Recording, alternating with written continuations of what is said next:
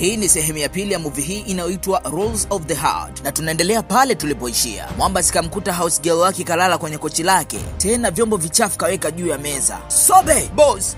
Ndiyo boss. Unaniita boss? Ndiyo boss. Hapana Jamal, sijui hata nianzie wapi. Kosa la kwanza, umelala kwenye kochi langu. Kochi langu. Sobe, sebuleni wanakaa wageni. Hivi umefikiria madhara yake kwa hiki ulichokifanya?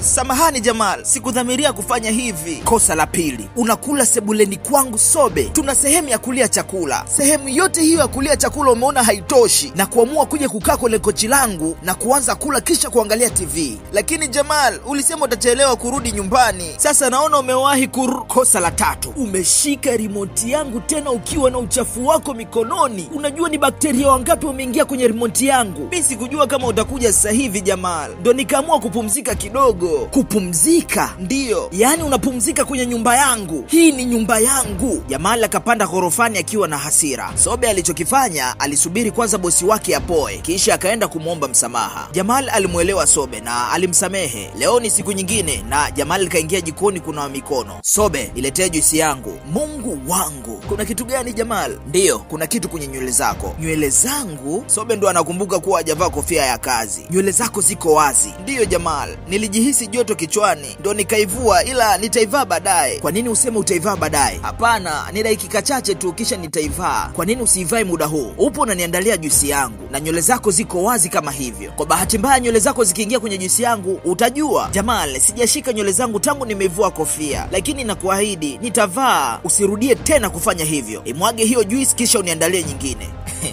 Yaani ningekuwa mimi ndo nimeajiriwa na huyu jamaa anayejifanya smart boy, angekuwa ameshaniachisha kazi mapema mno, maana najijua mwenyewe. Hapa Sobe yupo anapika, mama yake anampigia. Hello Sobe. Ndiyo mama. Mjomba wako Namdi ametutoka.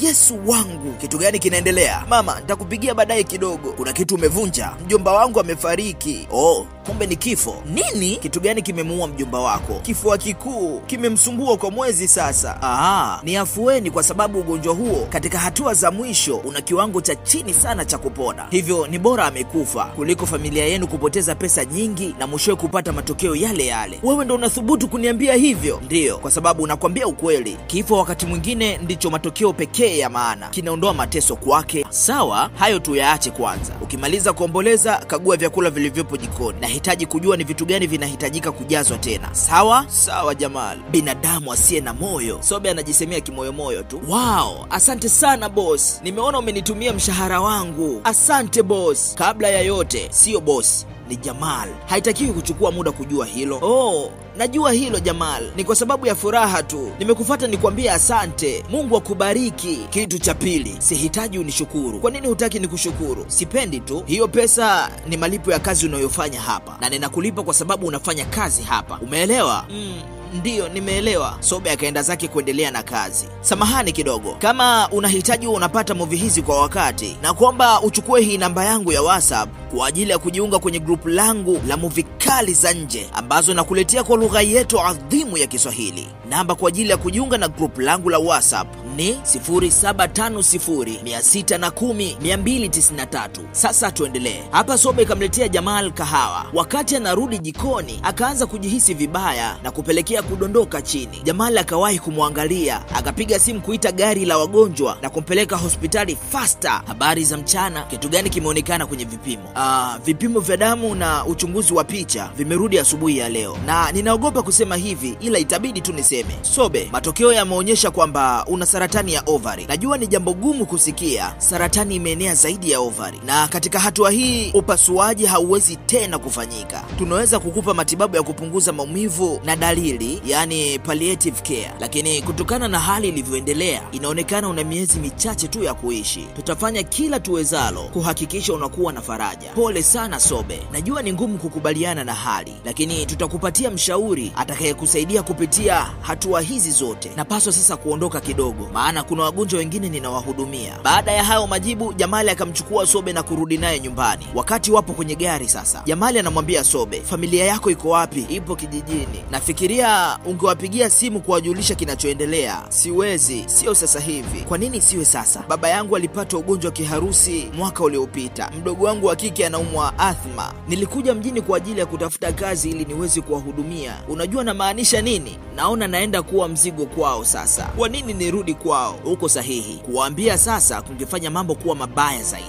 Fikiria hivi, dada yako, yani huyo mdogo wako, nafasi zake tayari ni ndogo sana bila wewe kumtumia pesa kwa ajili ya kifaa chake cha kuvutia pumzi. Huenda tayari yuko karibu sana na kuvunjika moyo au kuporomoka kabisa. Unaona, msongo wa mawazo huwa haraka sana kuliko hata ugonjwa. Kama akipata shinikizo la damu, huenda akalazwa kitandani kama baba yako. Kweli unajua jinsi ya kumfanya mtu ajisikie vizuri. Siko hapa kwa ajili ya kukufanya ujisikie vizuri. Niko hapa kwa ajili ya kukwambia ukweli. Jamaa mbona majibu yake haeleweki? Baada ya siku kadhaa kupita, Sobe akaendelea na kazi zake za ndani kama kawaida. Inabidi upate muda wa kupumzika na usifanye kazi yoyote kwa sababu siku si nyingi utakufa.